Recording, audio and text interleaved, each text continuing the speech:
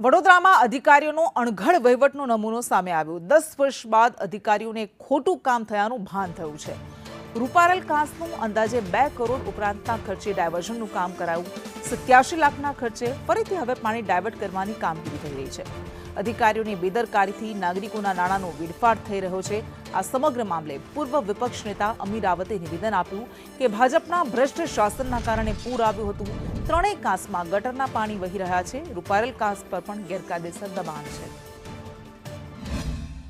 વડોદરા શહેરના નદી, કાંસો, તલાવો તમામ જગ્યાએ ગેરકાયદેસર રીતે ઝોનફેર કરીને ખોટી બાંધકામ પરવાનગીઓ આપી છે। આ ખાડાકાન કરીને દબાણ થયા છે।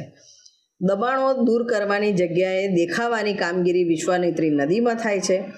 ભૂખી કાંસની વાત કરીએ તો ભૂખી કાંસને શહેરમાં ગોલ ગોલ ફેરવીને 4.5 કિલોમીટર ગોળ ફેરવીને 42 કરોડનો ખર્ચો, જૂના રોડ તોડવાનો 40 કરોડનો ખર્ચો ને નવા બનાવવાના એટલે લગભગ 150 કરોડના વેસ્ટેજ થઈ રહ્યા છે। એ જ રીતના રૂપારેલ કાંસ બી વિશ્વામિત્રી નદીની એક ટ્રિબ્યુટરી છે। વિશ્વામિત્રી નદીની રૂપારેલ કાંસમાં બી આ જ રીતના એન્ક્રોચમેન્ટ્સ છે। એન્ક્રોચમેન્ટ દૂર કરવાની જગ્યાએ ખોટી રીતે આપેલી બાંધકામ પરવાનગીઓ ભ્રષ્ટાચારને લોકોની સામે ઉજાગર ના થાય એટલે નદીને કાંસને ગોલ ગોલ ફેરવીને બીજો 87 લાખનો જે ખર્ચો થઈ રહ્યો છે।